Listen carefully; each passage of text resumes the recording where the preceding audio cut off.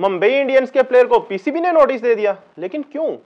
हुआ कुछ यूं है, कॉर्बिन बॉश जो कि साउथ अफ्रीकन ऑलराउंडर है, उन्होंने पिछले वीक पीएसएल से विड्रॉ कर लिया। अभी पहली दफा तो पेशावर जल्मी ने उनको पीएसएल में पिक किया था और वो इस दफा पीएसएल खेलने आ रहे थे, लेकिन एक्चुअली उनको आईपीएल ने पिक किया है, उसके बाद उन्होंने पीएसएल से विड्रॉ कर लिया। ऑब्वियस सी बात है, अच्छी कंपनी से ऑफर आए तो पिछली को बंदा ठुकरा ही देता है, पैसों की थोड़ा बात है ना बाबू भैया, पैसों का मसला है। तो उसके बाद जो है पीएसएल ने भी इस चीज को लाइट नहीं लिया, क्योंकि इससे पहले जो हैरी ब्रूक हैं इंडियन आईपीएल से उन्होंने जब विड्रॉ किया तो उनके ऊपर 2 साल का बैन लगा, तो तब से ये बात बहुत ज्यादा डिस्कस होना स्टार्ट हो गई थी कि पीएसएल को भी ऐसा करना चाहिए जब प्लेयर्स जो कॉन्ट्रैक्ट करके आते हैं और बीच में रेस्ट ले लेते हैं, नेशनल ड्यूटी पे चले जाते हैं, तो इस तरह लीग का जो एनवायरनमेंट है वो काफी टीम के लिए भी काफी दचका होता है। और जैसे हमारे साथ बहुत दफा हुआ है, पीएसएल के प्लेऑफ्स में मेन प्लेयर चले जाते हैं, राशिद भी एक दफा चले गए थे।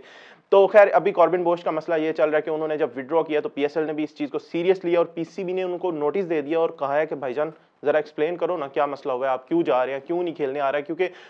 पता तो सबको है कि वो आईपीएल खेलने जा रहे हैं, लेकिन उनसे एक जो है वो लीगल मांगी जा रही है एक्सप्लेनेशन कि आप बताएं कि आप क्यों नहीं आ रहे, और ताकि उनको जुर्माना किया जाए या बैन किया जा सके आने वाली पीएसएल में। क्योंकि इस दफा आईपीएल और पीएसएल क्लैश भी कर रहे हैं, और इससे पहले तो हमें एज अ पाकिस्तानी फैन तो ये लग रहा था, या पीएसएल फैन के तौर पर ये लग रहा था इसका हमें फायदा हो रहा है, क्योंकि आईपीएल के जो लेफ्ट ओवर्स हैं या जो प्लेयर आईपीएल में पिक नहीं हुए, तो उनमें बड़े अच्छी अच्छी पिक्स पीएसएल को इस दफा मिल गई, जैसे डेरिल मिचेल आ रहे हैं, डेविड वार्नर आ रहे हैं, केन विलियमसन आ रहे हैं। पहले ये प्लेयर्स नहीं आते थे, लेकिन अभी इसका नुकसान ये हो रहा है कि आईपीएल जो है वो जाहिर है चौधरी बंदा है, उन्होंने ये किया कि भाई अब इनकी पिक्स वो वाली उठाओ जो ऑलरेडी सिलेक्ट हुए हुए हैं ना, उनको रिप्लेसमेंट के तौर पर ले रहे हैं। जैसे आईपीएल में कोई प्लेयर इंजर्ड हो गया या हैरी ब्रूक ने जैसे विड्रॉ कर लिया है, तो अब जो है वो कोई भी प्लेयर पिक करेंगे, हाँ पाकिस्तानी प्लेयर्स के अलावा किसी को भी पिक करेंगे तो उनको वो ले सकते हैं और वो उधर चलेंगे। तो अब हमारी टीम्स के अंदर मतलब पीएसएल के अंदर ऑलरेडी प्लेयर्स इतने ज्यादा उस तरह से ऑप्शंस नहीं है और वो भी कम होना शुरू हो गए। तो आपको क्या लगता है अभी पीएसएल का जो क्लैश हो रहा है आईपीएल का, उसका ज्यादा फायदा हो रहा है या ज्यादा नुकसान हो रहा है? और इवन पीसीबी जो है वो नोटिस तो ले लिया है कॉर्बिन बोश का,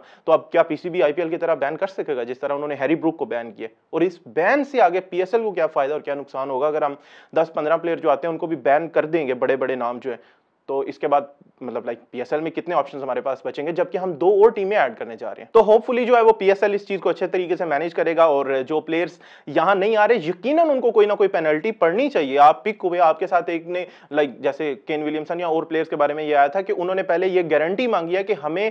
ड्राफ्ट में अगर हम पिक होंगे तो हम रजिस्टर करेंगे। तो ऑफ कोर्स पीएसएल भी ये कर सकता है कि भाई अगर हम आपको पिक करेंगे तो आप आएंगे जरूर। मतलब अगर आप गारंटीज मांग रहे हैं कि हम अनपिक्ड नहीं जाना चाहते, इतनी बेइज्जती नहीं बर्दाश्त कर सकते ड्राफ्ट में, तो हम भी ये बेइज्जती नहीं बर्दाश्त कर सकते कि आप पिक हो जाएं, सेलेक्ट हो जाएं और फिर आए ना। That's all from today, thank you for watching, Allah Hafiz.